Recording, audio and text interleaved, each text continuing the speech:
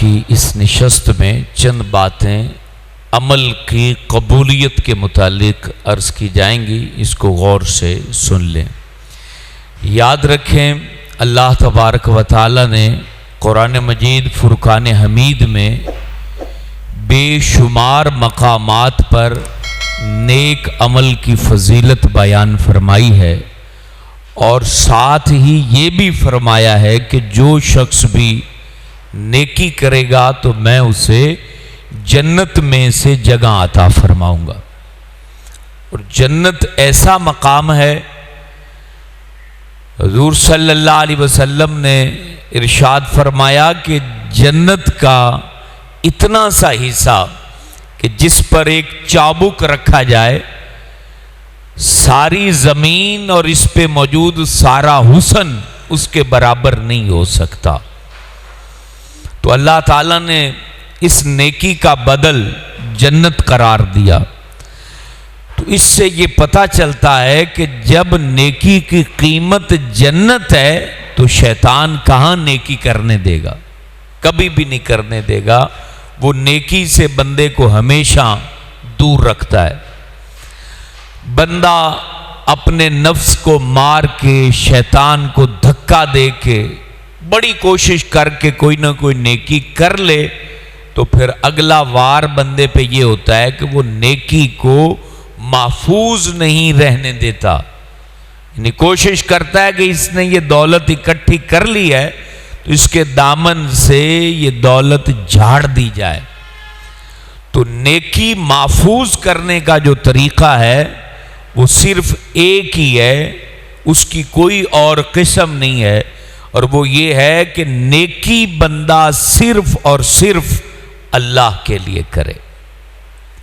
جب بھی آپ کو اللہ نیکی کی توفیق دے، ہمت دے، تو اس کے پیچھے صرف ایک ہی جذبہ دل میں ہونا چاہیے کہ میں اپنے رب کو راضی کرنے کے لیے نیکی کر رہا ہوں۔ تو جب رب کے لیے نیکی ہوتی ہے تو اس نیکی میں پھر تانا نہیں ہوتا، اس نیکی کے اندر گھبراہٹ نہیں ہوتی، اس نیکی کے بدل کا دنیاوی جذبہ نہیں ہوتا کہ یہ کی ہے تو فوراً مجھے دنیاوی اس کا جذبہ ثمر مل جائے، ایسا جذبہ دل کے اندر نہیں ہوتا۔ اللہ کے لیے جو نیکی نہ کی جائے وہ بڑی سے بڑی بھی نیکی وہ بالکل ضائع کر دی جاتی ہے اور اس کا کوئی اجر بندے کو نہیں ملتا۔ یہ سیاستہ کی حدیثیں اس پہ گواہ ہیں، یہاں تک کہ اللہ تعالیٰ قیامت والے دن ایک عالم دین کو بلائے گا اور کہے گا کہ میں نے تجھ پر اتنا انعام کیا تو اس کا بدل تو نے کیا کیا؟ تو وہ کہے گا کہ میں نے تیرا علم سیکھا ہے اور میں نے یہ لوگوں تک پہنچایا ہے۔ تو اللہ فرمائے گا تو جھوٹ بولتا ہے۔ پھر اللہ کہے گا تو نے یہ سارا کچھ اس لیے کیا ہے کہ تیری عزت میں اضافہ ہو، تو وہ تو ہو گیا، اب مجھ سے کیا لینے آیا ہے؟ تو اللہ اسے جہنم میں ڈال دے گا۔ پھر اللہ تعالیٰ ایک قاری کو بلائے گا کہ میرا انعام تجھ پہ تھا، اس کے بدل میں تو نے کیا کیا؟ تو وہ کہے گا میں نے دن رات کوشش کر کے تیرے قرآن کو سیکھا، لوگوں کو سکھایا۔ تو اللہ فرمائے گا تو جھوٹ بولتا ہے، تو نے یہ سارا صرف اس لیے کیا کہ تیری عزت میں اضافہ ہو، وہ ہو گیا، وہ بدلہ تجھے دنیا میں مل گیا جو نیت تھی تمہاری، لہذا اب مجھ سے کیا بدل لینے آئے ہو؟ اسے بھی جہنم میں ڈال دیا جائے۔ چوتھا شخص شہید، کتنا بڑا عمل ہے، شہید لایا جائے گا، جو میدان جہاد میں جس کی گردن کٹی تھی اس کو لایا جائے گا، اور اس سے بھی اللہ یہی کہے گا میں نے تجھے طاقت اور جوانی عطا کی تو تو نے کیا کیا؟ تو وہ کہے گا میں نے اپنی جان تیری راہ میں لٹا دی۔ تو اللہ کہے گا تو جھوٹ بول رہا ہے، تو نے جان اس لیے لٹائی کہ تجھے بہادر کہا جائے، تو میدان میں لڑا تھا اور جوہر بہادری دکھایا تھا، کہ جناب تجھ سے لوگ خوش ہوں کہ یار کیا لڑائی کرتا ہے، تو وہ تجھے بہادر کہہ دیا لوگوں نے، اب بدلے کی کیا امید رکھتا ہے، اسے بھی جہنم ڈال دیا جائے گا۔ چوتھا شخص سخی لایا جائے گا، جس نے مال بڑا لٹایا تھا، اس سے بھی اللہ کہے گا تجھے مال دیا، طاقت دی، تو نے میرے لیے کیا کیا؟ تو وہ کہے گا میں نے تو مالک تیرے لیے سب کچھ لٹایا کہ تو راضی ہو جائے۔ تو اللہ کہے گا تو جھوٹ بول رہا ہے، تو نے صرف اس لیے مال خرچ کیا کہ تجھے لوگ سخی کہیں، بڑے من والا کہیں، وہ تو تمہیں کہہ دیا گیا، اب کیا چاہتے ہو؟ میدان معاشر میں اللہ کے لیے جس نے نیکی نہیں کی اس سے فرمایا جائے گا جاؤ ان سے اجر مانگو جن کے لیے تم نے نیکی کی تھی، ان سے جا کے اجر لو، مجھ سے کیوں لینے آئے ہو؟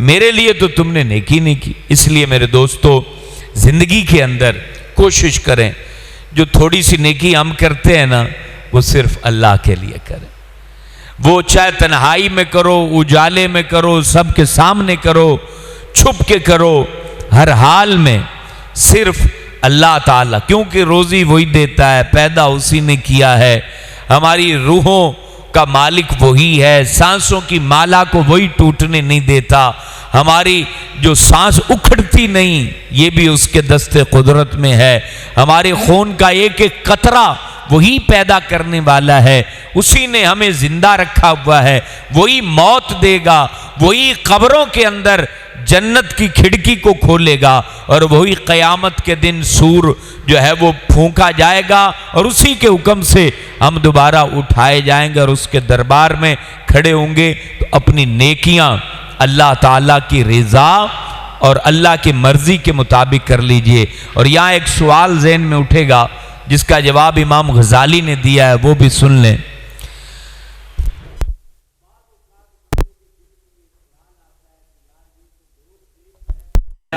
نیکی نہ ہی کرو، تو امام غزالی فرماتے ہیں کہ ریاکاری کے ڈر سے عمل نہ چھوڑ بلکہ ریاکاری چھوڑ دے، یعنی ریاکاری دکھلاوا ہے، اس کے ڈر سے عمل ہی نہ چھوڑ دے، عمل کو کرتا رہے، ریاکاری کم کر دینا، ریاکاری کو ختم کر دے، دکھلاوے کو ختم کر دے، عمل کو ختم نہ کر۔ اور یاد رکھنا بعض دفعہ ایک اور مسئلہ، شرعی مسئلہ ہے، وہ بھی سن لیں۔ وہ مسئلہ یہ ہے، ایک بندہ مثال کے طور پہ وہ کئی مسجد کا کام کروا رہا ہے، مستری لگائے ہوئے ہیں، یا درس بنوا رہا ہے، یا کوئی پل بنوا رہا ہے، یا نلکا لگوا رہا ہے۔ اب ہمیں یہ حق حاصل نہیں ہے کہ ہم بیٹھ کے کہہ دیں کہ اے بندہ تو دکھلاوا کر رہا ہے، یہ ہمارا ذمہ داری بھی نہیں ہے اور ہمارا حق بھی نہیں ہے، کیونکہ اس کے دل میں کیا ہے وہ اللہ جانتا ہے۔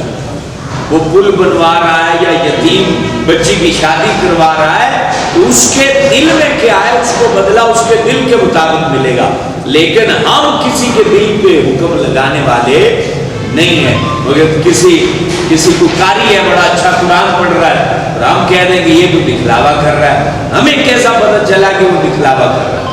ایک بندہ ہے، اس نے جناب گوشت پکا کے غریبوں کو کھلا رہا ہے، اور ہم کہہ دیں یہ تو دکھلاوا کر رہا ہے۔ نہ یہ آپ نہیں کہہ سکتے کہ یہ دکھلاوا کر رہا ہے، کیونکہ اس کا معاملہ اپنے رب کے ساتھ ہے، ہم اس کے دل کو پڑھ نہیں سکتے، لہذا ہمارے لیے ضروری ہے کہ ہم اپنے دل کی صفائی پیش کریں اور ہم اپنے دل کو سیدھا کریں۔ جب بھی دل میں، یہ آخری بات، جب بھی دل میں خیال آئے، یہ بڑی پیاری بات امام غزالی نے لکھی اخلاص کے باب میں، جب دل میں خیال آئے کہ یار وہ دیکھ رہا ہے، جیسے ہم نماز پڑھ رہے ہیں اور دل میں خیال آیا کہ یار یہ مجھے دیکھ رہا ہے تو میں اب زیادہ اچھی نماز پڑھوں، یا رکوع اچھا کروں، یا سجدہ اچھا کروں، کہا جب دل میں خیال آئے نا تو اس وقت دل کو جواب دے کہ رزق یہ بندہ تمہیں نہیں دیتا، اللہ دیتا ہے، تو اللہ تمہیں دیکھ رہا ہے، یہی تیرے لیے کافی ہے۔ اللہ ہمیں دیکھ رہا ہے، جس حال میں ہم سجدہ کرتے ہیں، رکوع کرتے ہیں، خیرات کرتے ہیں، قرآن پڑھتے ہیں، ان تمام امور میں جب ہمارا اللہ میں دیکھ رہا ہے جس کی ہم عبادت کر رہے ہیں، تو پھر ہمیں کیا گھبراہٹ ہے؟ اور ہم کیوں گھبراتے ہیں کہ ہمیں فلانا دیکھ رہا ہے یا نہیں دیکھ رہا؟ اللہ اللہ اللہ اللہ اللہ، بس اللہ۔ جب اللہ حی و قیوم ہے، ہم نے اپنی ریڑھی چھوڑی، دکان چھوڑی، دوست چھوڑے اور مسجد میں آ گئے، تو یہ سن لے کہ جس کے حضور تو سجدہ کرنے آیا ہے وہ تیرے ماتھے کو بھی دیکھ رہا ہے، تیری آنکھوں کو بھی دیکھ رہا ہے، تیری زبان سے نکلے ہوئے سبحان ربی الاعلیٰ کو بھی سن رہا ہے، تیرے وجود کی حرارت سے بھی آگاہ ہے، تیری گھبراہٹوں کو بھی جانتا ہے، تیری رگ رگ سے بھی واقف ہے، تیرے روئیں روئیں سے بھی واقف ہے، تیرے خون کے قطروں سے واقف ہے، تیرے دل کی دھڑکنوں سے واقف ہے۔ تو اس کے لیے ہو جا، خدا کی قسم وہ اپنی تقدیر کی کتاب تیرے واسطے وقف فرما دے گا۔ تو ہر نیکی صرف اللہ کے لیے۔ جب اللہ کے لیے ہوتی نا نیکی، تو پھر غریب بھانجی بھتیجی کی مدد کر کے بندہ پھر تانا نہیں مارا کرتا۔ اللہ کے لیے مدد کرنے والے پھر یہ نہیں کہتے اور تیری شادی ہم نے کی تھی، اور تیری ماں کو ہم نے سنبھالا تھا، اور تمہاری ماں کو ہم نے جہیز دیا تھا، آگے جا کے نسلوں کو پونتے ہیں۔ تو پھر پتہ چلا بندے نے اللہ کے لیے نیکی نہیں کی ہے، بندے نے جو ہے اپنی واہ واہ کے لیے نیکی کی ہے، اور واہ واہ کی نیکی ضائع ہو جاتی ہے، اس کے پیچھے کوئی خاک بھی نہیں باقی بچتی۔ اس لیے کوشش کریں ہر نیکی اللہ کے لیے کریں، اور اللہ کے لیے سمندر کی تہ میں جا کے بھی کی گئی نیکی، سمندر کی تہ میں بھی جا کے کی گئی نیکی اللہ کے لیے وہ قبول بھی ہے، اور اللہ اس کا بدلہ بھی لازمی عطا فرماتا ہے۔ اللہ پاک ہمیں اخلاص عطا فرمائے۔ تاخیر ہو گئی، مجھے نیند آ گئی تھی تو آنکھ ہی لیٹ کھلی، تو اس لیے میں آپ سب سے معذرت خواہ ہوں اور معافی مانگتا ہوں۔ اللہم صلی علی محمد معدن الجود والکرم وعلی آلہ وصحابہ وآہل بیتہ وبارک وسلم۔ یا اللہ، یہاں بیٹھ کر ہم نے اخلاص کے متعلق بات کی ہے، تو قبول بھی فرما اور ہمارے عملوں میں اخلاص بھی داخل فرما۔ یا اللہ، ہمیں مخلص مومن بنا دے، ہمارے عمل اچھے ہو جائیں، ہماری ذات اچھی ہو جائے، اور جتنے دوست یہاں پر بیٹھے ہیں میرے سمیت تو سب کی بخشش فرما دے، جہنم سے آزادی کا پروانہ عطا فرما دے، ہمارے ماں باپ کی خیر ہو، اساتذہ کی خیر ہو۔